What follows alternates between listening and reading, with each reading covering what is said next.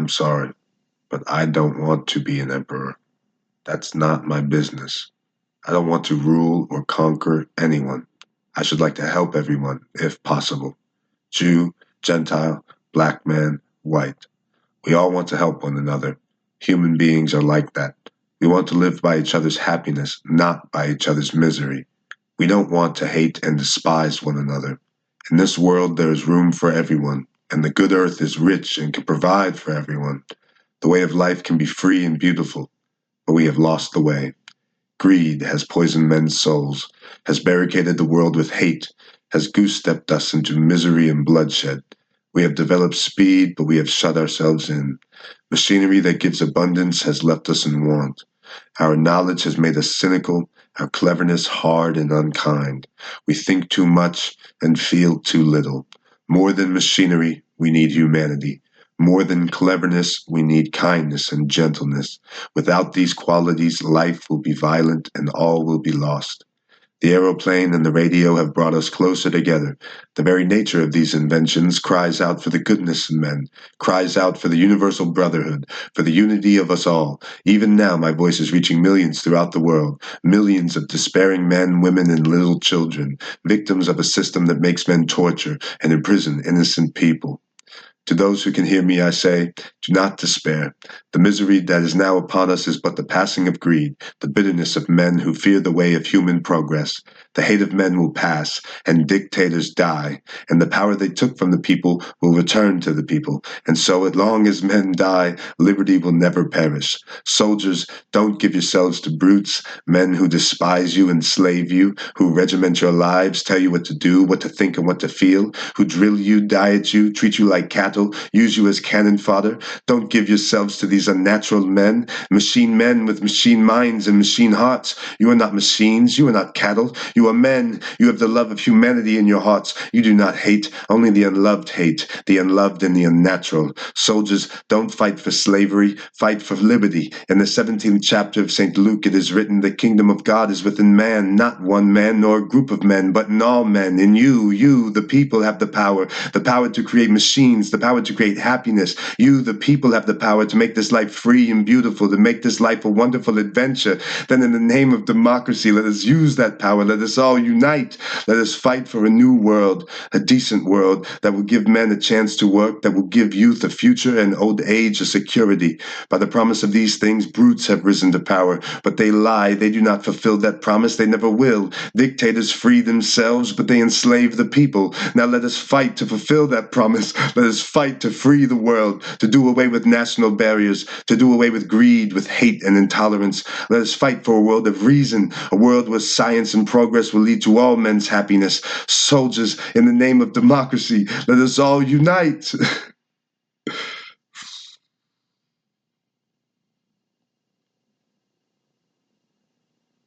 That is the final speech from The Great Dictator, starring Charlie Chaplin.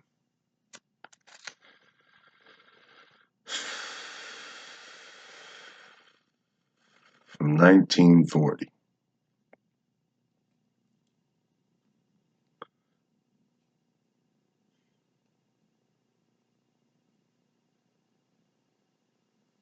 I think that's really a nice one. I think everyone kind of has to hear that in their life. You should check his out. His is far better, you know. That speech really rocked me when I saw that. It's just like, yeah, okay, somebody else understands it. They get it. A lot of people must, you know. Yeah, it's a good reminder, refreshing. That's all. And that's kind of like, I don't know, I'm here if you need me, kind of. I'm just here doing this, reading this, sharing these thoughts. I'm here if you need me. You want to, check it out, check it out. That's it. That's all. All what he just said is just so crazy. So crazy.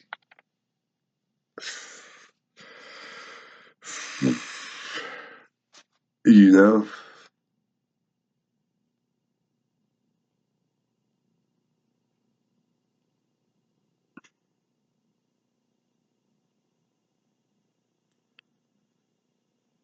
Machinery that gives abundance has left us in want.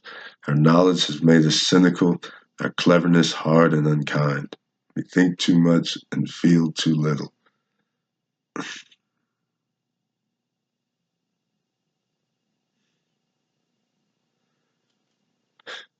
Anyways, there's this thing I saw from Smithsonian magazine. I feel like that's somewhat reputable, but it's just kind of interesting. It was the article is by Mary Randolph, and it was from 2 days ago.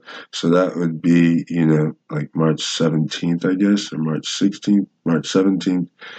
Either or there, I guess. Life's genetic code requires 5 key ingredients. The asteroid Ryugu has them all, a new study suggests. And the asteroid Ryugu, millions of miles away from Earth, might not look that exciting, but on it, we now know, lies some of the most important molecular building blocks of life.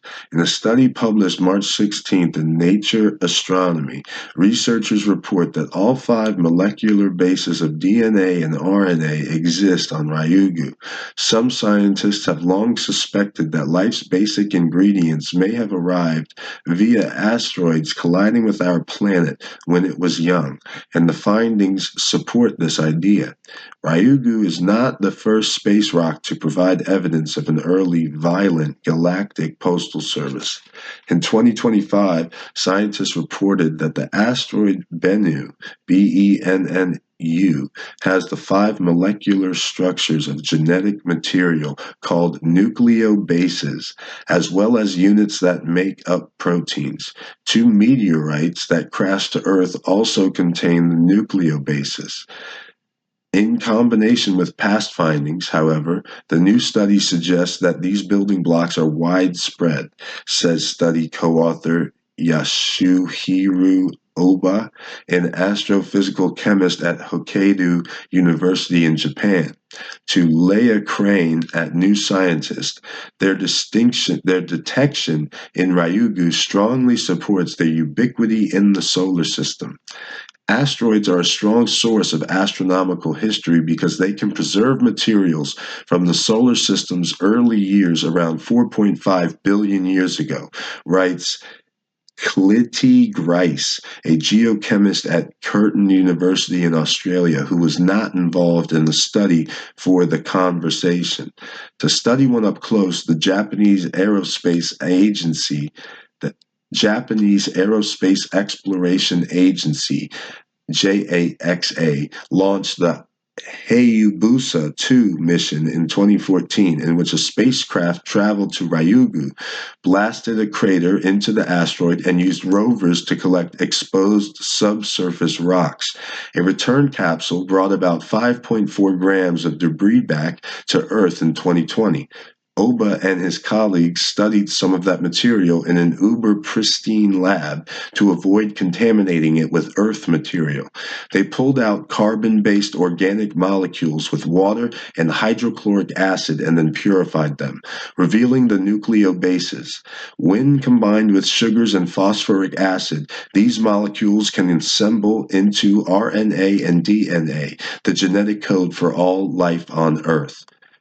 In quotations, their results suggest key components of genetic material may have formed in space and were later delivered to the early Earth. Grice writes, in other words, the story of life on our planet may be deeply connected to the chemistry of such ancient asteroids. The 5 nucleobases fall into 2 main categories, purines and pyrimidines. Ryugu contains similar amounts of both types, the team found, which is different from the ratios in Bennu and the meteorites. These distinctions correlate with the amount of the chemical compound ammonia in the space rocks, which might provide a clue about how the genetic code molecules formed. in quotations, this relationship suggests that ammonia may have played an important role in shaping the composition of nucleobases in these materials. Study co-author Toshiki Koga, a biogeochemist at the Japan Agency for the Marine Earth Science and Technology, tells Gizmodo's Ellen Lapointe, because no known formation mechanism predicts such correlation, it may indicate that previously unrecognized chemical pathways contributed to the formation of nucleobases in the early solar system. Koga tells the outlet that he hopes future research will explore the possible link and other aspects of the chemical environments that may have fostered the formation of life's building blocks.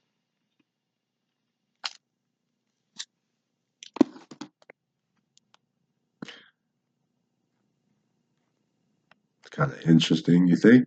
I don't know. I think it's hard to think about. It's kind of like just like cosmic pollination, Like my grandfather was a master gardener for the University of Florida. I don't know necessarily what that means in whole, but like that's just like a program he was a part of, and he would just always talk about just things involving plants, nature, bugs, all that stuff, and it was just interesting when he talked about pollination, and it's interesting to think about like things like that as well, like asteroids, just like same thing as just certain things traveling with wind or on animals and just growing where it lands, and then thinking about that in terms of like a cosmic perspective is interesting. Like it's just traveling. It's gonna hit something. And it's just gonna start growing wherever it lands.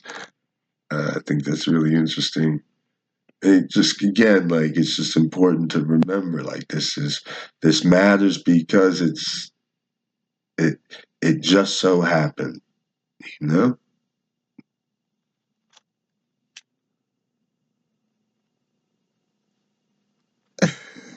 Yeah, all right. So this whole thing, though, is supposed to be about the Middle Ages and philosophy, right? So philosophy in the early Middle Ages. I hope that intro was somewhat interesting. I think that shit is nice, So philosophy in the early Middle Ages. The fall of the Roman Empire in 476 ushered in a period of intellectual darkness. The barbarians who destroyed the political might of Rome also shattered the institutions of culture in Western Europe. Learning almost came to a halt, as virtually the whole body of ancient literature was lost. For the next 5 or 6 centuries, philosophy was kept alive by Christian scholars who became the channels through which the works of the ancient Greeks were transmitted to the West. Three early and influential thinkers were Boethius, Pseudo-Dionysius, and John Scotus Eriugena. In the ninth century, King Charlemagne of the Holy Roman Empire aggressively attempted to revive classical learning, and with the appearance of Eriugena's large-scale and systematic work, The Division of Nature, we might have expected philosophy to emerge from the intellectually suppressed period and flourish once again throughout Western Europe. This early promise of continued revival was delayed, however, by several historical events. After Charlemagne's death, the empire splintered into feudal divisions. The papacy entered a period of moral and spiritual weakness, and the monasteries exerted no effective leadership in their special province of education and learning. Invasions by the Mongols, Saracens, and Norsemen added to these forces, making for cultural darkness. For almost 100 years, during most of the 900s, very little philosophical activity was carried on, but philosophy did revive in the next century, and from about 1000 to 1200, it focused on the issues of universals, proofs for God's existence, and the relation between faith and reason. In this discussion of these issues, several sources of philosophy were tapped, joining together Greek, Christian, Jewish, and Muslim thought.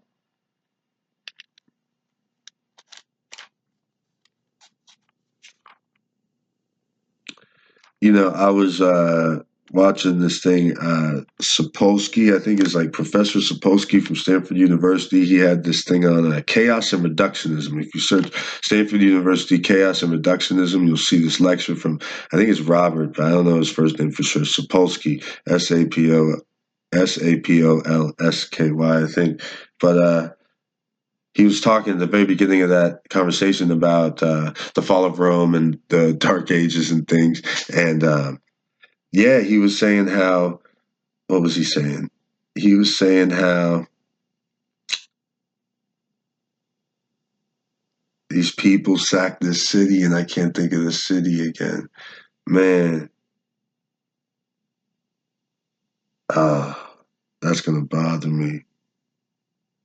Damn, I'm not going to remember it. But anyways, I can't remember how it exactly went. I want to say that they sacked this city and then they found this library that had all this philosophy in it. And I can't believe I can't remember the name of the city. But it's just, if you look it up, it's interesting. Man, that's such a shame I can't remember it. I'm just going to move on. Oh, man. No, no, no, no, no, no, no, no. Hang on. I can't, because that's interesting.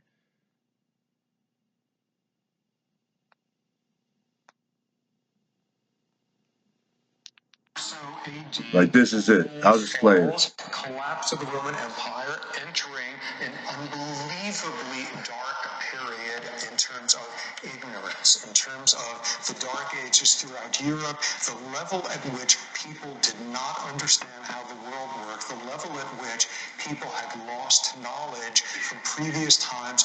Books were gone, philosophers were gone. The level of just isolation, intellectual isolation, was phenomenal. It was during that period, it was as if 500 years before, people had known the cure for cancer and for AIDS and for being able to fly on your own and all of that. 400, all of that knowledge was lost.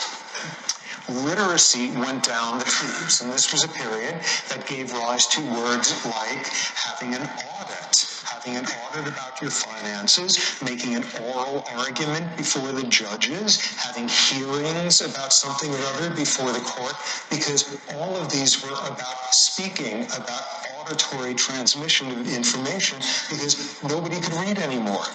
This was a period where there was no Western European language that had the word progress or ambition in it. These were non-existent concepts at the time.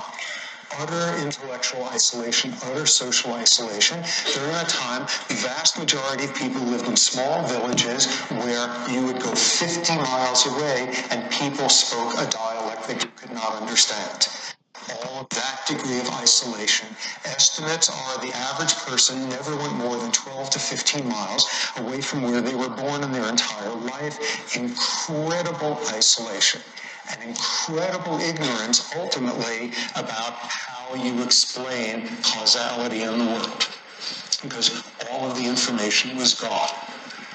Then something dramatic changed in the year 1085, which is the first European Christian conquest of a major Islamic city, a major Moorish one, in this case Toledo in Spain. Spain at the time, which was Moorish and known as Alhambra at the time. This was the first city to fall to Christian troops since Islam swept in there. And this was basically sort of, a second-rate kind of city. This was not some major center. Toledo, but simply by European forces having captured that city, that degree of something extraordinary happened, which was, within that city was a library with more books than existed in all of Christian Europe put together. This simple library in this sort of out-of-the-way, podunk sort of city there, out in the boondocks, one run-of-the-mill library there had more cumulative information than was available to all of Europe at the time. And suddenly, Europe got to rediscover philosophers, Aristotle, Plato, all of that. They got to rediscover logic. They got to rediscover all the great works. Suddenly, all of those flooded back into Europe, and the first beginnings of sort of a modern mindset about complexity started to emerge. People suddenly began to do things like be able to think transitivity in a transitive manner. So where you would see A is bigger than B is bigger than C, and you have this startling revolutionary notion, which is you now can know something about the relationship between A and C without having to directly compare them with each other. This was an astonishing sort of logical breakthrough. Syllogism suddenly appeared in Europe for the first time in centuries. The ability of people to do things like say, if all things that glow have fire, then stars glow and thus stars have fire. Syllogistic thinking, that had been utterly gone. And suddenly people began to think about ways where that had been lost for centuries. And all of that culminated in a certain sort of emergence of what we would now call science. Thomas Aquinas coming up with an amazing quote where that summarizes all of what was happening at the time. He listed three things that God could not do. The first two were just sort of theological stuff. God cannot sin. God cannot make a copy of himself. It's the third one that was just earth-shaking. Third, even God cannot make a triangle with more than 180 degrees. And in that one concept, Aquinas had just said, if it comes up against sort of the old knowledge and science, science wins. And that was an absolute landmark moment. God could do anything, but still can't make a triangle with more than 180 degrees. This was the beginning of a transformation of the world. And this immediately had impact all sorts of domains, not just this very pedestrian one, which is if something broke, you could fix it. That was a concept that was very rare around then, but the ability to construct events by looking at overlapping fragments. A crime has occurred, and there's no individual who has watched the entire crime happen, but one person saw what happened from points A to C. One saw from B to D, one saw from C to, and suddenly there was this realization that you can figure out what went on by putting these various overlapping bits of data together. Completely revolutionary idea, and completely transformed the notion that how do you figure out if somebody did a crime? Prior to this period, what you would do is throw them in a river, for example, and if they sank and drowned, obviously they had done the crime. Good luck there in terms of having figured that out. Good detective work. That's how you figured out if somebody had done something wrong or not. That was set fire to them, and if they burned, they were obviously guilty. And suddenly this concept instead, not only using facts, not only using observation and data, but that you could derive what occurred without any one individual having seen the whole thing. You can reconstruct things with overlapping. This was just landmark. This just transformed everything. And somewhere around this time began to emerge what we would recognize to be sort of the proto-baby steps of what would be modern science. Set fire to, in the aftermath of this period came what is basically the single most important concept in all of science in the last 500 years, which is the idea of reductionism.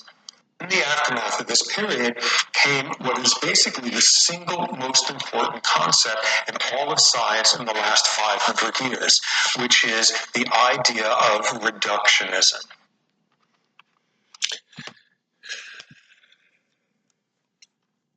I know that was a lot. I'm just going to keep reading. I'm going to stick with the medieval philosophy. I won't keep sidetracking anything, okay? So, Boethius. Boethius' life. One of the most prominent philosophic figures in the early Middle Ages was Anicius Manlius Severinus Boethius, circa 480 to 524, of Rome and Pavia, Italy. He grew up in the kingdom of Theodoric as a Christian. At an early age, he was sent to Athens, where he mastered the Greek language and encountered Aristotelianism, Neoplatonism, and Stoicism. Later, in 510, he was elevated to the position of consul in the court of Theodoric, and was eventually showered with honors. In spite of his fame and his impressive political status, he was suspected of high treason, stripped of his honors, subjected to a long imprisonment, and finally, in 524, executed. Boethius became the most important channel through which Greek thought, especially some of Aristotle's works, was transmitted to the West in the early Middle Ages. Being an accomplished student of the Greek language, Boethius originally intended to translate the works of Plato and Aristotle into Latin and to show how their apparent differences could be harmonized. Although he did not accomplish this ambitious project, he did leave a considerable legacy of philosophical writings, consisting of translations of some of Aristotle's works and commentaries on these works, and others by Porphyry and Cicero. In addition to these, he wrote theological works and treatises on each of four liberal arts, namely arithmetic, geometry, astronomy, and music. To these four disciplines he gave the name quadrivium to distinguish them from the other three liberal arts, the trivium consisting of grammar, logic, and rhetoric. In his original treatises, Boethius drew on a wide variety of authors, showing his familiarity with Plato, Aristotle, the Stoics, Plotinus, Augustine, and others. Though clearly the dominant influence was Aristotle, his works achieved the status of classics and were later used by leading philosophers, including Thomas Aquinas, as authoritative guides for interpreting ancient authors and basic philosophical problems. The Consolation of Philosophy. During his imprisonment in Pavia, Boethius wrote his famous work, The Consolation of Philosophy, which was widely circulated in the Middle Ages and had such lasting influence that Chaucer translated it and patterned some of his Canterbury Tales on its contents. The work is a dialogue between himself and a personification of philosophy, ranging over the subjects of God, fortune, freedom, and evil. In the early pages of this book, Boethius offers an allegorical description of philosophy, which can still be seen carved on the facades of many cathedrals in Europe. What led him to see philosophy in these allegorical terms was his attempt to overcome his melancholy by writing poetry as he languished in prison. At this point, he was struck by a new vision of philosophy, which he set down with considerable imaginative force. Philosophy came to him as a noble woman with eyes of such keenness as to suggest that philosophy has powers higher than human nature. She gives the impression of having no specific age, indicating that philosophy is perennial. On her robe appear the Greek letters phi, symbolizing practical philosophy, and theta, symbolizing theoretical philosophy, and a ladder between them shows the ascent on the steps to wisdom. Boethius is consoled by philosophy when he discovers from it that no earthly goods and pleasures can give him true happiness, that he must turn to the supreme good to which philosophy leads. But in addition to this allegorical interpretation, Boethius formulated a more technical definition of philosophy, calling it the love of wisdom. The word wisdom carried the whole freight of his definition. To Boethius, wisdom meant a reality, something that exists in itself. Wisdom is the living thought that causes all things. In loving wisdom, we love the thought and cause of all things. In the end, the love of wisdom is the love of God. In his consolation, he makes no mention of Christianity, but rather formulates a natural theology based on what unaided human reason can provide. The problem of universals. The problem of universals, by no means a new one, struck medieval thinkers as fundamental, because in their judgment the enterprise of thought rested to a great extent on its solution. The central issue in this problem is how to relate the objects of human thought and the objects that exist outside the mind. Objects outside the mind are individual and many, whereas objects in the mind are single or universal. For example, in normal discourse we use words such as tree or or person, but such words refer to the actual and particular trees and people that we observe with our senses. To see a tree is one thing, to think it is quite another. We see particulars, but we think universals. When we see a particular thing, we place it into either a species or a genus. We never see tree or person, only this oak or John. This tree stands in our language for all the actual trees, oak, elm, and so on, whereas person includes John, Jane, and every other specific person. What then is the relation between these general words and these specific trees and people? Is the word tree only a word, or does it refer to something that exists someplace? If the word tree refers to something in the specific oak that belongs to all trees, the word refers to something universal. The universal, then, is a general term, but the objects that exist outside of our minds are single or particular and specific. If the universal is merely an idea in our minds, what is the connection between the way we think on the one hand and the actual particular objects outside our minds on the other? How does my mind go about forming a universal concept? Is there anything outside my mind corresponding to the universal idea in my mind? Boethius translated Porphyry's introduction to Aristotle's categories. There he found a discussion of the problems of universals in terms of certain questions raised by Porphyry. These questions centered on the relation between generic and specific notions, what in short is the relation between genera and specific objects. Porphyry raised these three questions. 1. Do genera really exist in nature, or are they merely constructions of our minds? 2. If they are realities, are they material or immaterial? And 3. Do they exist apart from sensible things or somehow in them? While Porphyry did not answer his own questions, Boethius formulated a solution chiefly in terms of Aristotle's approach to the problem. Boethius was aware of the immense difficulty of the problem. If the issue is to discover whether human thought conforms to realities outside our minds, we can quickly discover some ideas in our minds for which there is no corresponding external object. We can think of a centaur, but such a combination of human and horse does not exist. Or again, we can think of a line, the way a geometer does, but we do not find that this kind of line existing as such anywhere. What is the difference between the idea of the centaur and of the line? We can say about the concept of the centaur that it is false, whereas the concept of the line is true. What Boethius wants to illustrate here is that there are two fundamentally different ways in which we form concepts, namely by composition, putting together horse and human, and by abstraction, drawing from a particular object some of its predicates. He wanted to say that universal ideas such as genera are abstracted by the mind from actual individual things and are therefore true ideas. Saying that universals are abstracted from individuals led Boethius to conclude that genera exist in the individual things and that they become universals when we think of them. In this way, universals are simultaneously in the object and in our minds.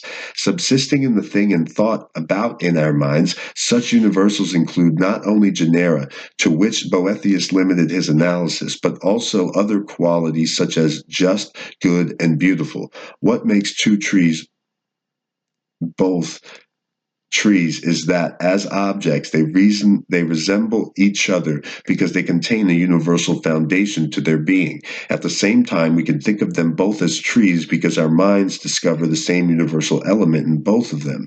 This then was Boethius's way of answering the first question, namely whether universals exist in nature or only in our minds. For him, they exist both in things and in our minds. To the second question, whether universals are material or immaterial, he could now say that they exist both concretely in things and immaterially or abstractly in our minds. Similarly, his reply to the third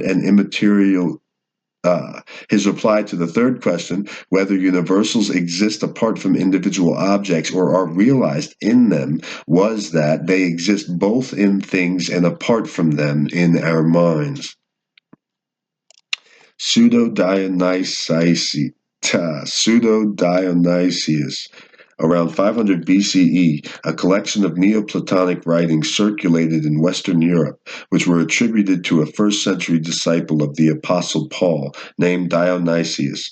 The Areopagite, however, since these writings embody ideas developed by a much later thinker, Proclus, circa 410 to 485, scholars now believe that they were probably written in Syria, close to 500 CE, and that the author used a pseudonym. Accordingly, these works are now associated with the name Pseudo-Dionysius. The treatises of Pseudo-Dionysius attempt to relate Christian thought systematically to Neoplatonic philosophy. These works consist of the divine names, the celestial hierarchy, the ecclesiastical hierarchy, the ecclesiastical hierarchy, the mystical theology, and also 10 letters. They were all translated into Latin frequently, and several commentaries were written on them. The influence of Dionysius was substantial throughout the Middle Ages, and philosophers and theologians concerned with quite different problems made considerable use of his writings. The mystics drew heavily on his elaborate theory of the hierarchy of beings, since it afforded a rich source for describing the ascent of the soul to God. Aquinas used his theories in accounting for the great chain of being and the analogical relation between human beings and God. Above all, Dionysius was one of the most powerful sources of Neoplatonism, influencing philosophical thought regarding the origin of the world, the knowledge of God, and the nature of evil.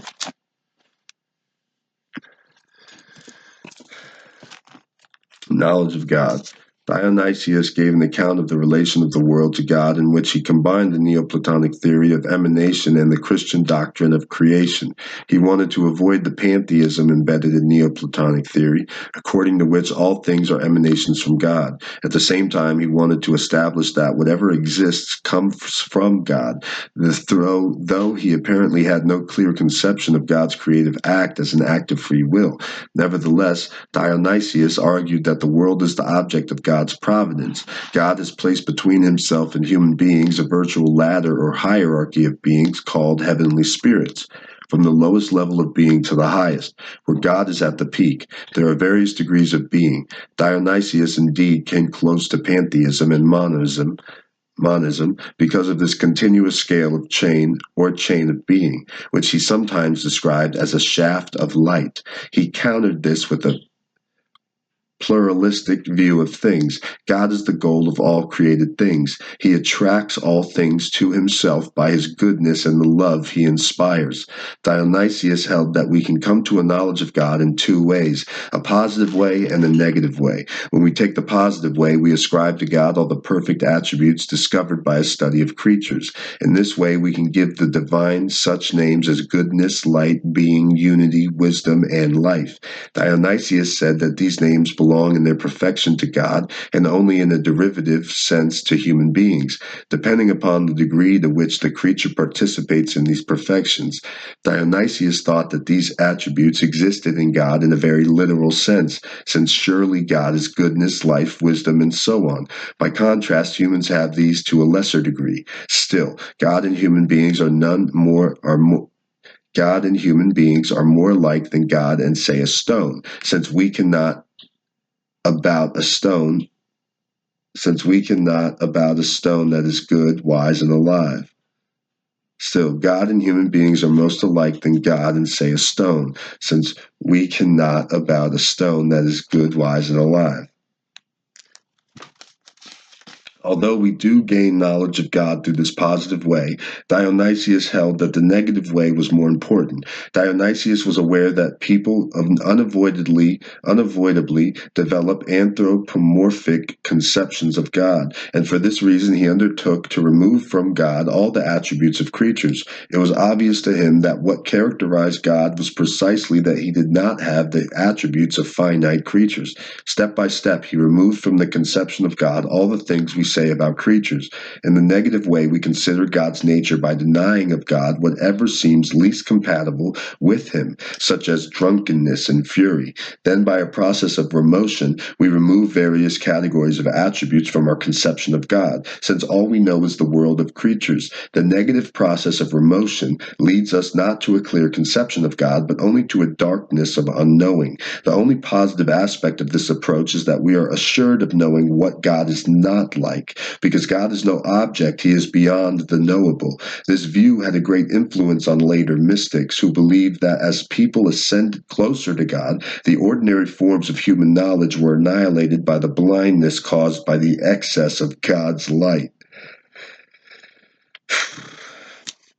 In Neoplatonic terms, Dionysius would deny the positive existence of evil. If evil was something positive and had some substantial being, we would be forced to trace it back to God as its cause, since all being is from God. For Dionysius, existence and goodness are identical terms. For whatever is good, and if something is good, it obviously must first exist. In God, goodness and being are one, and therefore whatever comes from God is good. The corollary of this, though, is not necessarily true, namely that evil is synonymous with non-being. Still, the absence of being amounts to evil because it means the absence of good. Evil people are good in all the ways in which they possess positive being, but are evil in whatever respect they are lacking some form of being, particularly in the operation of their wills. Ugliness and disease and physical nature are called evil for the same reason that acts in the province of morality are, namely because they suffer deficiency in form or the absence of some being. Blindness is the absence of light and not the presence of some evil force.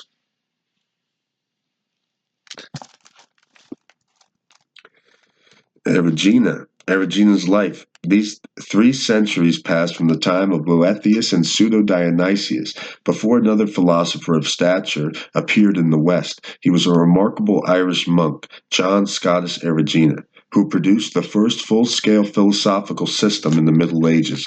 Born in Ireland in 810, he studied in a monastery and was one of the few scholars of his days who mastered Greek. By any standard, Eriugena was an unusually able Greek scholar, and given the philosophical material at his disposal at that time, his systematic writing set him apart as the most impressive thinker of his century. Eriugena left Ireland and appeared in the court of Charles the Bald on the continent around 851. His studies at this time were devoted chiefly to Latin authors, especially Augustine and Boethius, on whose The Consolation of Philosophy he wrote a commentary. At the request of Charles the Bald, Eriugena translated the Greek texts of Pseudo-Dionysius into Latin in 858, and in addition wrote commentaries on these texts. He also translated works by the earlier theologians Maximus the Confessor and Gregory of Nyssa. After this work of translation, Eriugena produced his celebrated treatise on the division of nature, a book written in dialogue form around 864. In this work, Eriugena undertook the complicated task of expressing Christian thought and Augustine's philosophical views in terms of the Neoplatonism of Pseudo-Dionysius. Although it became a landmark in medieval thought, it attracted little attention from Eriugena's contemporaries. Various later writers appealed to this book to corroborate unorthodox theories such as pantheism. This led Pope Honorius III to condemn Eriugena's The Division of Nature on January 25th of 1225 and order it to be burned. In spite of this, several manuscript copies have survived down to the present. The Division of Nature. The complicated argument of Eriugena's The Division of Nature revolves around his special understanding of the 2 key words in the title of his book. First, by nature, Eriugena meant everything there is. In In this sense, nature includes both God and creatures. Second, when he talks about the division of nature, he has in mind the ways in which the whole of reality, God and creatures, is divided. In addition, the word division has a special meaning. Eriugena says that there are two ways of understanding the structure of reality, one by division and the other by analysis. By division, he means moving from by division, he means moving from the more universal to the less universal, as when we divide substance into corporeal and incorporeal. In turn, incorporeal can be divided into living and inanimate, and so on. On the other hand, by analysis, the process of division is reversed, and the elements divided off from substance are worked back into the unity of substance. Underlying Eriugena's method of division and analysis was his conviction that our minds work in accordance with metaphysical realities. Our minds are not simply dealing with concepts when we divide and analyze. We are describing how things really exist and behave. If God is the ultimate unity, then things in the world are divisions of this basic unity, and analysis is the process by which things return to God. The laws of thought, according to Eriugena, parallel the laws of reality. With these distinctions in mind, Eriugena argued that there is only one true reality and that all other things depend on it and return to it. This reality is God. Within the total reality of nature, a fourfold division is possible. One being nature that creates and is not created. Two, nature that is created and creates. Three, nature that is created and does not create. And four, nature that neither creates nor is created.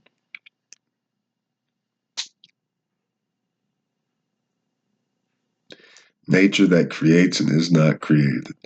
By this, Eriugena meant God, who is the cause of all things but does not himself need to be caused. He brought all creatures into existence out of nothing. Following the distinction made by Pseudo-Dionysius, our knowledge of God is negative. This is because none of the attributes we derive from objects in our experience apply in any proper sense to God, who possess all the perfections in his infinity.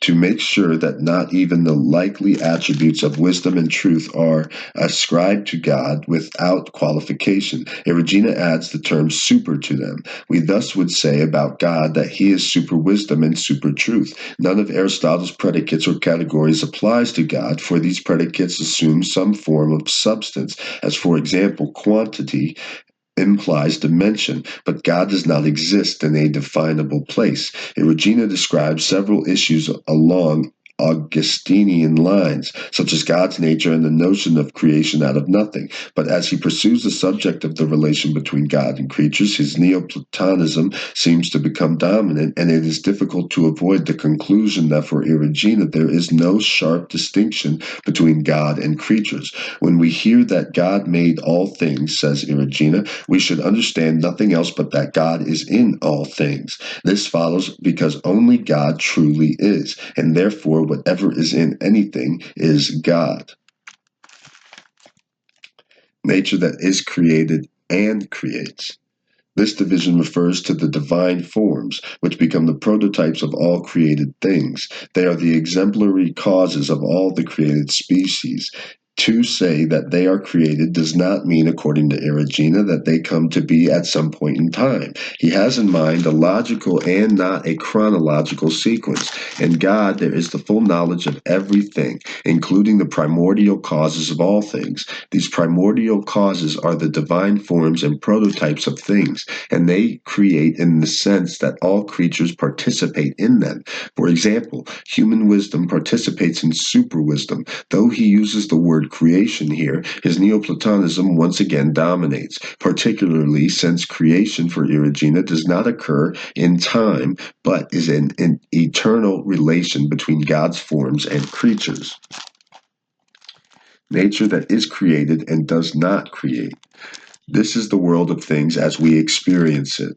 Technically, it refers to the collective external effects of the primordial causes. These effects, whether incorporeal, such as angels or intelligence, or corporeal, such as people and things, are participations in the divine forms. Eriugena emphasizes that these things, this full range or hierarchy of beings, contain God as their essence, even though specific things give the impression of being individual.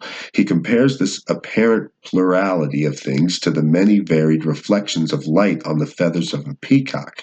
Each color is a real one, but it depends on the feathers, and therefore, in the end, the color is not an independent reality. In the created world, each individual is real by virtue of its primordial cause, which is in God's mind. But God is, if anything, a unity, and to speak of forms, prototypes, and archetypes in his mind is to speak metaphorically, since these all constitute a unity. For this reason, the world is also a unity, like the peacock's feathers, and there is also more comprehensive unity between the world and God, since God is in everything. For Eriugena, then, the divine forms stand midway between God and creatures, as though they could look up toward God and down toward these externalized forms. But in the end, his Neoplatonism leads him to erase the spaces between the forms and God and creatures, fusing them all into a unity and eventually a pantheism.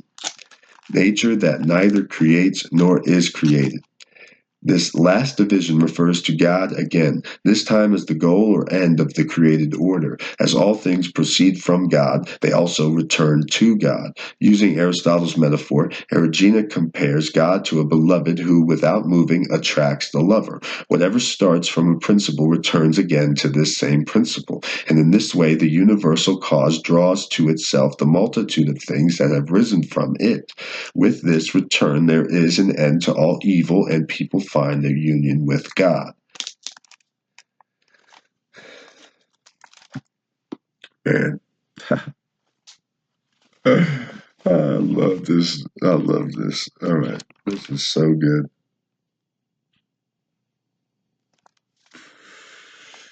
Just thinking, using your head. It's pretty nice.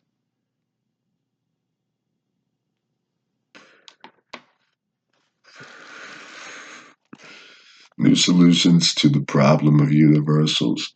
As we've seen, the medieval problem of universals was first formulated by Porphyry and answered by Boethius. It came under discussion almost 500 years later and precipitated a vigorous debate for centuries to come. Although the issues were formulated in relatively restricted and seemingly unimportant terms, the participants saw serious theological as well as philosophical consequences hinging on the outcome of the debate. At least three major approaches were developed to this problem of universals: exaggerated realism, nominalism, and conceptualism. Odo and Guillaume, exaggerated realism. The problems of universals eventually resolved itself into the simple question of whether a universal is a real thing or not. Those who said universals were in fact real things were known as exaggerated realists. These people said that genera exist in reality and that individual things share in these universals. However, they did not go as far as Plato, who said that the universals were forms and existed separately from individual things. Rather, the realists said, for example, that humanity exists, but it exists in the plurality of human beings. Why should this form of realism seem such an important metaphor? Seems such an important matter? We find one answer in the works of Odo of Tournai, a notable thinker who taught in the Cathedral School of Tours, founded the Abbey of St. Martin, was Bishop of Cambrai, and died in the monastery of Anshin in 1113. For him, realism was the foundation of certain traditional theological doctrines. For example, the doctrine of original sin, according to him, requires the realistic description of human nature. Realism says that there exists a universal substance which is contained in every member of a species. If we are to understand the condition of human nature accurately, he said, we must realize that in the sin of Adam and Eve, the universal substance substance of humanity was infected so that all subsequent generations have inherited the consequences of their acts. If we deny realism, then what Adam and Eve did would pertain only to themselves, in which case the force of this concept of original sin would be lost. Another exaggerated realist was Guillaume de Champeau of 1070 to 1121, who formulated two different views. First, in his identity theory, he held that the universal, say humanity, is identical in all members, in this case in all people. The whole reality of the universal is contained in each person. What differentiates Jane and John is merely certain secondary or accidental modifications of their essence or substance. Abelard of 1079 to 1142 ridiculed this line of reasoning by saying that if each person is the whole human species, then humanity exists in Socrates in Rome and in Plato in Athens. If Socrates is present wherever the human essence is found, and since it is in both Rome and Athens, Socrates must be at the same moment in Rome and in Athens. And this, said Abelard, not only is absurd but leads to pantheism. Guillaume was forced by this and other criticisms to adopt a second theory, that of indifferentism, an anti-realist view. According to his new view, the individuals of a species are the same thing, not through some common essence, but because in certain respects they are not different. That is, they are indifferent. Rossellinianus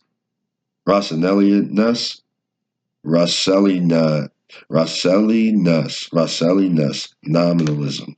One of the most formidable critics of exaggerated realism was Rossellinius, or Roscelin, who was born in Compiègne and traveled to England, Rome, and Tours. He taught at Taisse, Compiègne, and Besançon, and was a teacher of Abelard. His central argument was that only individuals exist in nature. Genera are not real things. A general term such as humanity does not refer to anything. It is only a word, in parentheses, VOCES, or a name, nomen, NOMEN, composed of letters and expressed as a vocal intention, and therefore only air. For this reason, discussions about universals are about words and not real things. Rossellinius was willing to draw certain obvious conclusions from his argument, particularly that the three persons of the Trinity are three separate beings, and that they have in common a word but nothing really essential.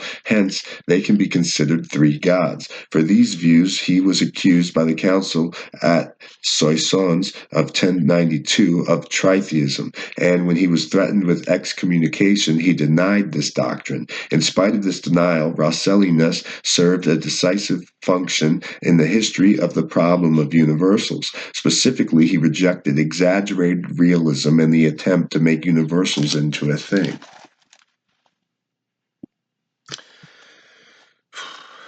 Abelard, conceptualism or moderate realism. Rossellinius seemed to be as extreme in his nominalism as others had been in their realism.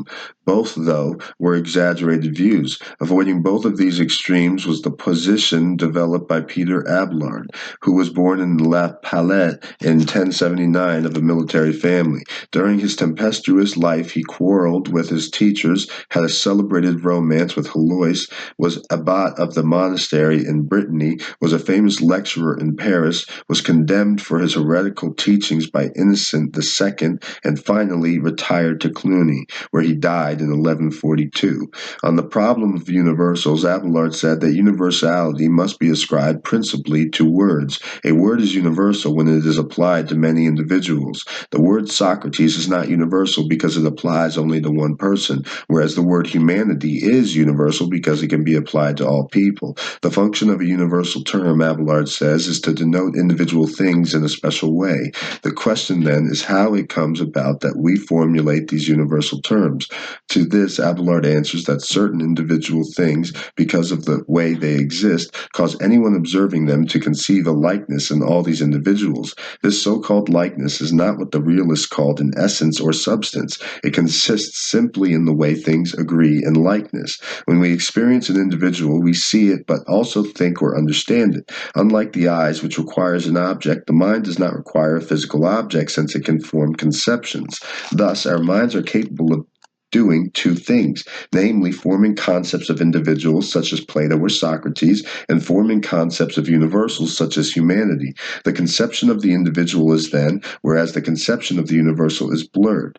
The conception of the individual is clear, whereas the conception of the universal is blurred. We cannot clearly focus on the precise meaning of the universal, even though we do in fact know what it means. As conceptions of the mind, universals exist apart from the individual's sensible bodies. But as words applied to these individuals, they exist only in these bodies. The same word can be applied commonly to several individuals because each individual already exists in such a way as to cause it to be conceived the way others like it are conceived. The universal is therefore to be conceived the way others like it are conceived. The universal is therefore abstracted from the individual. The process of abstraction tells us how we understand the universal, but not how the universal subsists. We understand things properly insofar as we abstract form. We understand things properly insofar as we abstract from them these properties that they truly possess. Abelard concluded, therefore, that the universal is a word and concept representing some reality that supplies the ground for this concept. This ground is the way similar things exist and strike our minds. To this extent, there is an objective ground for the universals, but this ground is not, as the realist held, something real in the sense of a thing. Now, nor would Abelard agree with the strict nominalist who would say that the universal is only a subjective idea or word for which there is no objective ground. Abelard's theory of universals carried the day, defeating the extremes of both realism and nominalism. Anselm's ontological argument. Anselm is famous in the history of thought primarily for his proof of God's existence, which in recent centuries has been titled the ontological argument. He was born in Piedmont in 1033, entered the Benedictine order, and eventually became Archbishop of Canterbury, where he died in 1109. For Anselm, there was no clear line between philosophy and theology. Like Augustine before him, he was particularly concerned with providing rational support for the doctrines of Christianity, which he already accepted as a matter of faith. He was convinced that faith and reason lead to the same conclusions. Moreover, he believed that human reason can create a natural theology or metaphysics that is rationally coherent and does not depend on any authority other than rationality. This did not mean, however, that Anselm denied any connection between natural theology and faith. On the contrary, his view was that natural theology consists of giving a rational version of what is believed. In this he was thoroughly Augustinian, saying that he was not trying to discover the truth about God through reason alone, but rather wanted to employ reason in order to understand what he was believing. His method, therefore, was faith-seeking understanding. I do not seek to understand in order that I may believe, he said, but I believe in order that I may understand. He made it particularly clear that his enterprise of proving God's existence could not even have begun had he not already believed in God. Anselm conceded that his human mind could not penetrate the profundity of God. Nevertheless, from the rational proof of God's existence, Anselm had a limited expectation. I desire only a little understanding of the truth which my heart believes and loves.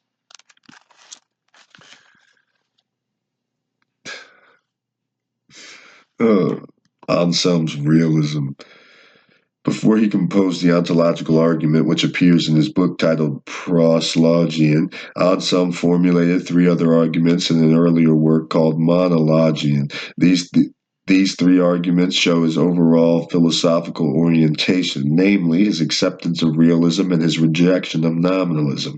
His realism comes out in his belief that words are not simply sounds or grammatical conventions, but stand for real things outside of our minds. Stated briefly, his three early arguments are these. First, people seek to enjoy what they consider good, since we can compare things with each other as being more or less good. These things must share in one and the same goodness. This goodness must be good in itself, and as such is the supreme good. One could use the same argument as applied to greatness. There must therefore be something that is the best and greatest of all. Second, Everything that exists either through something or through nothing. Obviously, it cannot come out of nothing. The only alternative, then, is to say that a thing is caused either by something else or by itself. It cannot be caused by itself because before it is nothing. To say that it is caused by something else could mean that things cause each other, which is also absurd. There must therefore be one thing that alone is from itself and that causes all other things to be, and this is God.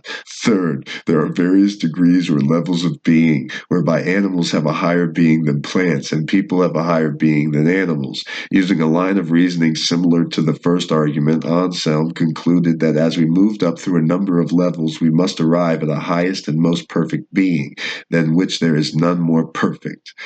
All three of these arguments start from an existing finite thing and move up through a hierarchy until they reach the peak of the scale of being.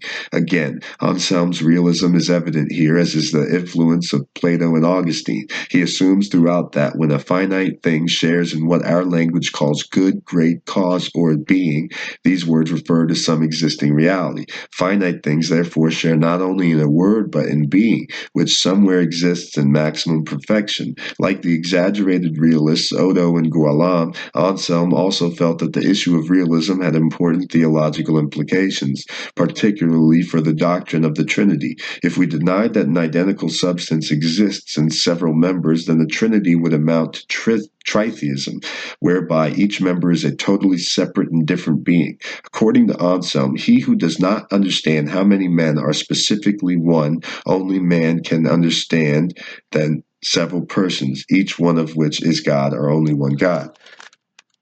Say that again.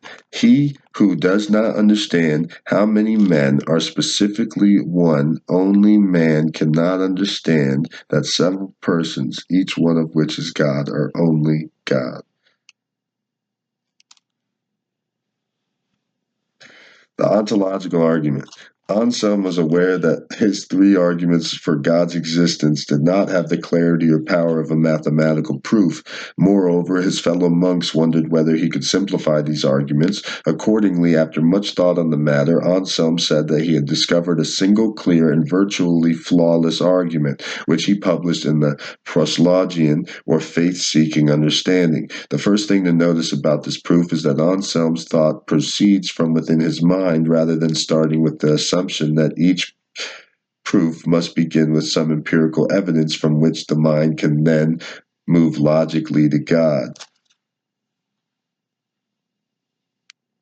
Anselm followed Augustine's doctrine of divine illumination, which gave him direct access to certain truths.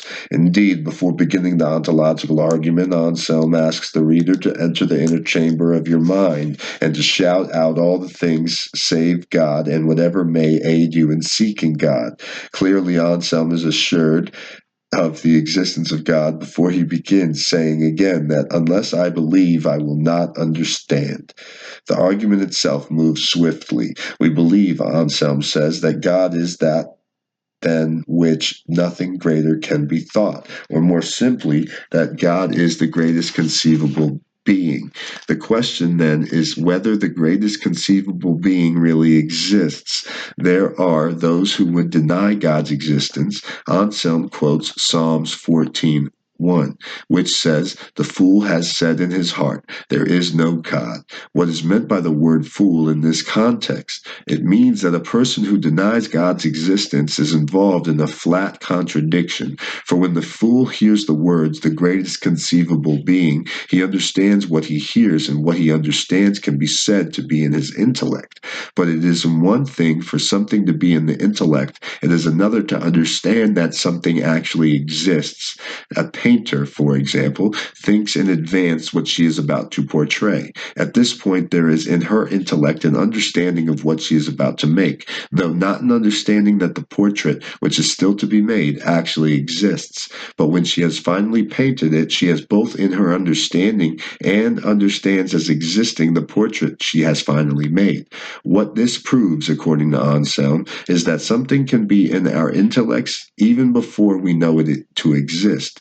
There is then in the fool's intellect an understanding of what is meant by the phrase, the greatest conceivable being, even though the fool does not yet necessarily understand that this being does in fact exist. It is in his intellect because when the fool hears this phrase, he understands it, and whatever we understand is thereby in our understanding. Hence, even the fool knows that there is at least in his intellect a greatest conceivable being. This brings Anselm to the crux of his argument. We should ask ourselves which of these two conceptions is greater: A, a greatest conceivable being that exists in reality, or B, a greatest conceivable being that exists only in our minds. The answer must be A, since, according to Anselm, for any given being, real existence is greater than imaginary existence. Now, God is defined as the greatest conceivable being. If God existed only in our minds, then he could be greater. That is, God would be the greatest possible being that could be greater. And this is a contradiction in terms. Thus, to avoid contradiction, the greatest conceivable being must exist in reality. In a concluding prayer, Anselm thanks God, because through your divine illumination I now truly understand that which through your generous gift I formerly believed.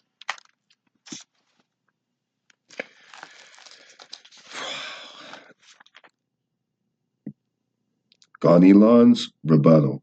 In the Abbey of Montmonier, near Tours, another Benedictine monk, Gaunilon, came to the defense of the fool.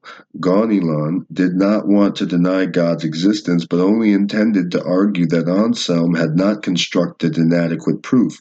For one thing, Gaunilon argued that the first part of the proof is impossible to achieve. It requires that there be in the understanding an idea of God, that upon hearing this word, the fool is expected to have a conception of the greatest conceivable being. But Gaunilon says the fool cannot form a concept of such a being, since there is nothing among other realities he experiences from which this concept can be formed. Indeed, Anselm himself already argued that there is no reality like God. Actually, if the human mind could form such a concept, no proof would be necessary, for we would then already connect existence with an aspect of a perfect being. Gaunilon's other major objection is that we often think of things that in fact do not exist. We can, for example, imagine the greatest conceivable island, but there is in no way to prove that such an island exists. Anselm's reply to Gaunilon. Anselm gave two replies. First, he said that we, along with the fool, are able to form a concept of the greatest conceivable being. We do this whenever we compare different degrees of perfection in things and move upward to the maximum perfection, than which there is no more perfect. Second, he thought Gaunilon's reference to a perfect island showed that he had missed the point of the argument. The whole concept of a greatest conceivable island is conceptually flawed. This is because an island is by its very nature finite or limited. Thus, it cannot exist in an infinite or greatest conceivable manner. Only the concept of being can in fact rise above the limitations of finitude and thereby exist in the greatest conceivable manner. It is safe to say that Anselm is victorious on this point. There is no real parallel between inherently finite islands and potentially infinite being. The ontological argument, then, survives Gaunilon's critique, and it was left to philosophers of later centuries to offer more convincing criticisms. Faith and reason in Muslim and Jewish thought. Most of medieval thought is an attempt to reconcile the domains of philosophy and theology, that is, of reason and faith. The leading writers were Christians who wrote philosophy mixing in theology. Their religious orientation stemmed from the mainstream of the Christian tradition and was therefore, for the most part, the same for all of them. Their philosophical orientations, however, were quite diverse, since at different times and at different places they were exposed to different philosophers. Even when they relied on the same philosopher, Aristotle, for example, they were exposed to different interpretations of his writings. Muslim philosophers were important in the Middle Ages since they produced influential commentaries on Aristotle, upon which many Christian writers depended for their understanding of that great philosopher. As it turned out, these Muslim interpretations of Aristotle were not only the source of much knowledge about Aristotle, but also the cause of serious difficulties in harmonizing the domains of faith and reason. Under the leadership of Muhammad in 570 570 to 632, a vast Muslim empire was established with cultural centers in Persia and Spain, where during the 9th through the 12th centuries significant philosophical activity took place. During these centuries, the Muslim world was far more advanced in its knowledge of Greek philosophy, science, and mathematics than was the Christian world. Moreover, the Muslim world had access to the chief works of Aristotle centuries before Western Europe finally received them. Many texts of the Greek philosophers had been translated into Arabic, from which later Latin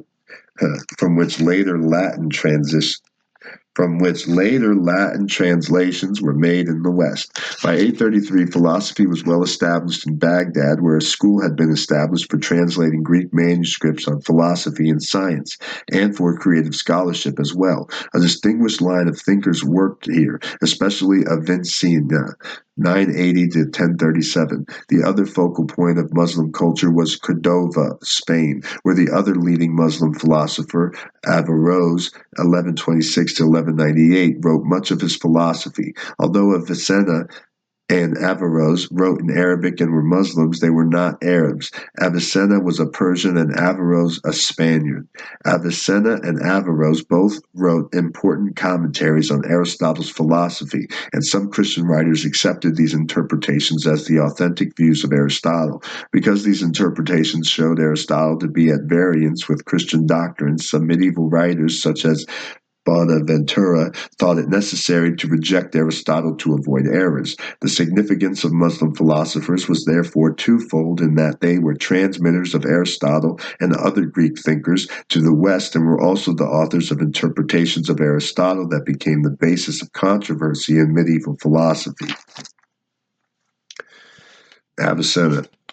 Avicenna, born in Persia in 980, was a phenomenal scholar. He studied geometry, logic, jurisprudence, the Quran, physics, theology, and medicine, becoming a practicing physician at the age of 16. He was the author of many works, and although his thought centered on Aristotle, he shows some Neoplatonic influences as well as original formulations of problems.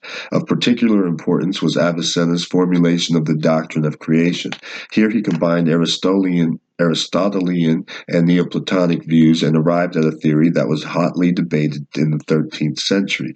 Starting with a proof for God's existence, Avicenna maintains that whatever begins to exist, as is the case with everything that we experience, must have a cause.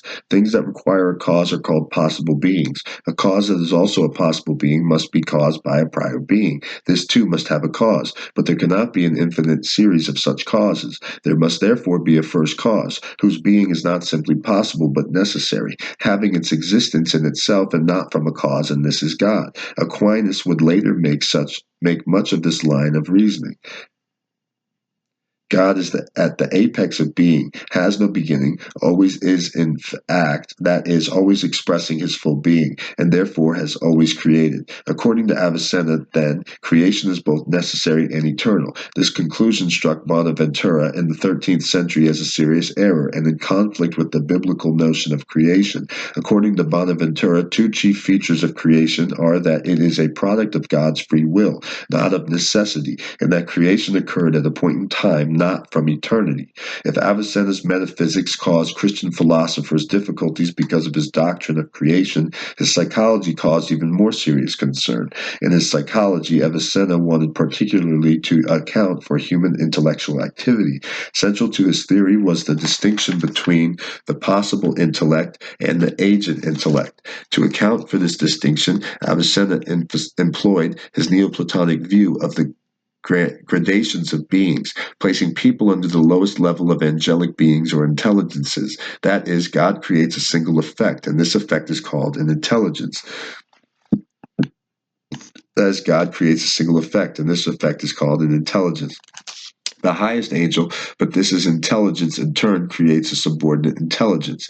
There are 9 such intelligences in descending order, each one creating 1, the below it, and 2, the soul of the successive sphere. The 9th intelligence then creates the 10th and final intelligence, and this is the agent intellect. It is the agent intellect that creates the 4 elements of the world and the individual souls of people. The agent intellect not only creates the souls or minds of people, but also raises radiates forms to those created minds. What Avicenna was saying is that since a person's mind has a beginning, it is a possible being. Therefore, a person has a possible intellect. Here, Avicenna made a sharp distinction between existence and essence, saying that there are two different things in creatures. That is, because my essence is distinct from my existence, my essence is not automatically fulfilled, and it is certainly not given existence by itself. The essence of the human mind is to know, but it does not always know. The intellect is capable of knowing, and its essence is to know, but its knowing is only possible. The intellect is actually created without any knowledge, but with an essence or possibility for knowledge. The existence of knowledge in the human intellect requires two elements. One, the bodily senses through which we perceive sensible objects externally, and the powers of retaining images of objects in the memory or imagination internally. And two, the ability to discover the essence or universal in individual things through the power of abstraction. But, and here was Avicenna's unique point, this abstraction is not performed by the human intellect, but is the work of the agent intellect. The agent intellect illuminates our human minds to enable us to know, thereby adding existence to our mind's essence. Since the agent intellect is the creator of the souls of all people, and in addition is the active power in human knowledge, there is then only one active intellect in all people, in which all people share. Bonaventura also reacted against Avicenna's psychological theory on the ground that it threatened the notion of the discrete individuality of each person. Avicenna did not mean to imply this, for he actually had a doctrine of the immortality of each soul, each returned to its source, the agent intellect. Still, Christian writers tended to see in the theory of the agent intellect the annihilation of the individual soul. They also criticized the theory for radically separating humans from God, since the agent intellect and not God confers enlightenment on the human intellect. Individual people exist only insofar as matter is formed into their bodies and the soul is the form of the body. But again, the active part of the intellect is not theirs. In these ways, then, Avicenna injected into medieval philosophy some very provocative themes, including 1, the eternity and necessity of creation, 2, the gradations and emanations of a hierarchy of beings, and 3, the doctrine of the agent intellect who both creates the human soul and illuminates the possible intellect, and 4, the distinction between essence and existence as related to possible and necessary being.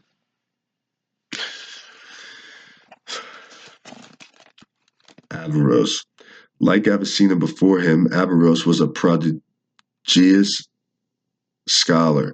He was born in 1126 in Cordova, Spain, where he studied philosophy, mathematics, jurisprudence, medicine, and theology. After serving as a judge and as his father had, he became a physician, but he spent much of his time writing his famous commentaries, for which reason he became known in the Middle Ages as the commentator. He spent his last days in Morocco, where he died in 1198 at the age of 72. Averroes considered Aristotle the greatest of all philosophers, going so far as to say that nature had produced him as the model of human perfection. For this reason, Averroes structured all his work around Aristotle's texts and ideas. At some points, he disagreed with Avicenna for one thing, whereas Avicenna argued that creation is eternal and necessary. Averroes denied altogether the idea of creation, saying that philosophy knows no such doctrine and that this is merely a teaching of religion. Averroes also rejected the distinction between essence and existence, saying that there is no real distinction between them, such as led Avicenna to distinguish between the possible and agent intellects. Instead, there is only a logical distinction between essence and existence for purposes of analysis. Moreover, Averroes held that the form of a person is the soul, but that the soul is a material and not a spiritual form. As such, the material soul has the same mortality as the body, so that upon death nothing survives. What confers special status to human beings among animals is that unlike the lower animals, humans are united through knowledge with the agent intellect. Avicenna, we've seen, said that each person has a possible intellect and a unique spiritual power, but for all people there is one and the same agent intellect. Averroes denied that people have separate possible intellects. He therefore explicitly located human knowledge in the universal agent intellect and denied the doctrine of immortality. It is no wonder that Christian thinkers thought his teachings impious, but his influence was immense, and Aquinas frequently quotes from his works. Still, Averroes had little respect for theology and went to great lengths to distinguish the domains of philosophy and theology, of faith and reason. The most infamous part of Averroes' philosophy was later dubbed the doctrine of double truth. In its most radical form, this view is that two incompatible assertions may be true at the same time, such as incompatible religious and scientific assertions about the creation of the cosmos.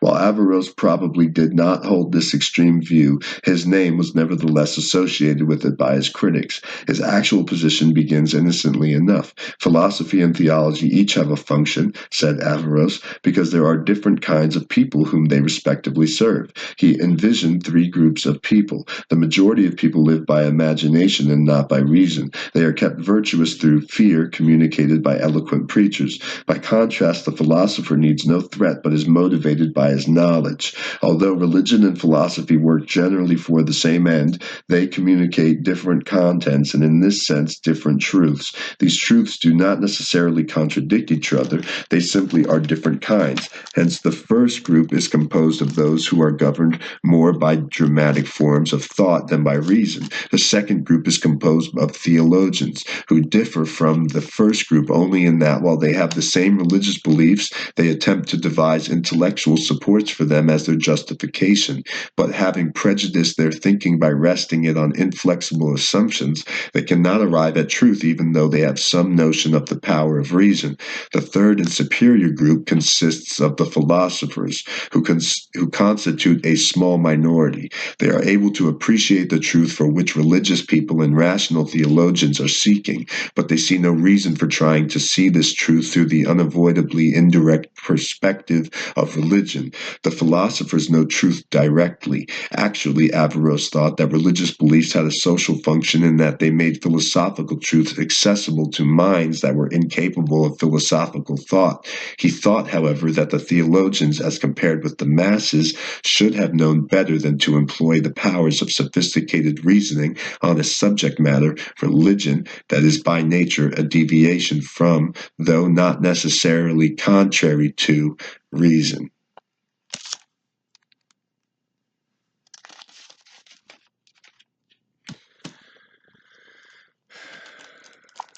Finishing it with Moses Maimonides. Moses Maimonides. Moses ben Maimonides was born in 1135 at Cordova and was a contemporary of Averroes, who was also born there. He was forced to leave Spain and he went first to Morocco and then to Egypt. When he earned his livelihood by practicing medicine, he died in Cairo in 1204 at the age of 69. His principal work was the book Guide of the His principal work was his book, Guide of the Perplexed. In it, he set out to prove that the teachings of Judaism harmonize with philosophical thought, and in addition, that biblical thought offers certain valid insights that reason alone cannot discover. To accomplish this end, Maimonides drew on an astonishing amount of literature, dominated, however, by the works of Aristotle. Apart from expressing many of Aristotle's views, which others had also learned and taught, Maimonides proposed certain distinctive notions, several of which we will list here. First, Maimonides believed that there can be no basic conflict between theology, philosophy, and science, between faith and reason. His Guide of the Perplexed was addressed principally to those believing Jews who had studied the sciences of the philosophers and had become perplexed by the literal meaning of the religious law, Torah. Philosophy, he argued, is a form of knowledge, distinct from the religious law. Although the two do not conflict, their range and content are not the same. For this reason, not every religious doctrine will have a rational or philosophical explanation. Second, the doctrine of the creation of the world is a matter of religious belief. Although Aristotle's philosophy suggests that the world existed from eternity, that there was no creation in time, Maimonides points out that on this matter the philosophical proof is not decisive. That is, philosophically, the arguments for and against the doctrine of creation have equal weight. Third, Maimonides thought that conflicts between faith and reason were produced by two things, namely the anthropomorphic language of religion and the disorderly way in which problems of faith are approached by the perplexed. We must proceed step by step, moving from mathematics and the natural sciences to the study of law, and then to metaphysics or technical philosophical theology. With this kind of methodical training, it becomes easier to understand the allegorical nature of much biblical language. But to detect the anthropomorphic element in religious language, one must be trained in the categories of scientific and philosophical concepts. Fourth, Maimonides agreed with Avicenna regarding the structure of human nature. Like Avicenna, he accepted the theory of the agent intellect as the source of a person's substantive knowledge. Each person has only a possible or passive intellect, belonging uniquely to him or her. Each person acquires an active intellect, which is the agent intellect, or comes from the agent intellect in varying degrees depending on his or her degree of merit. Upon death, a person's soul, which is the form of the body, perishes, and the only element that survives is the active intellectual ingredient that came from the agent intellect and that now returns to it. If this is a doctrine of immortality, then it is one in which the unique characteristics of each individual have been greatly diminished. Fifth, Maimonides devised several proofs for the existence of God. Using portions of Aristotle's metaphysics and physics, he proved the existence of a prime mover, the existence of a necessary being, and the existence of a primary cause. Whether the world was created out of nothing or existed from eternity did not, Maimonides thought, affect the enterprise of natural theology. But having proved the existence of God, Maimonides rejected the possibility of saying what God is like. No positive attributes can be ascribed to God, but only negative ones, by saying what God is not like. Sixth, the goal of human life is to achieve appropriate human perfection. The philosophers, Maimonides says, have made it clear there are four kinds of perfections that a person can attain. There are, in ascending order: 1. The perfection of possessions. 2. The perfection of the bodily constitution and shape. 3. The perfection of the moral virtues. And finally, 4. The highest, which is the acquisition of the rational virtues. By rational virtues, Maimonides says, I refer to the conception of intelligibles, which teach true opinions concerning the divine things. That is in true reality the ultimate end, thus what gives the individual true perfection. This rational account of human perfection had its counterpart also in faith, for Maimonides concluded by saying that the prophets too have explained that the same this rational account of human perfection had its counterpart also in faith, for Maimonides concluded by saying that the prophets too have explained the self-same notions just as the philosophers have interpreted them. Faith and reason are in harmony.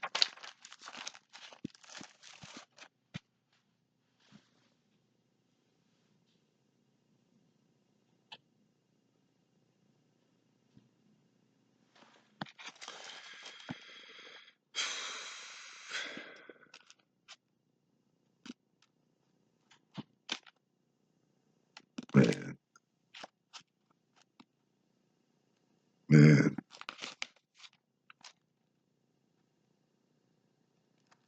All right.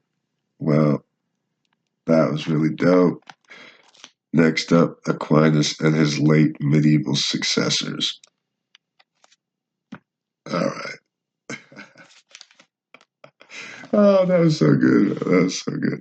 All right. I'll see you later.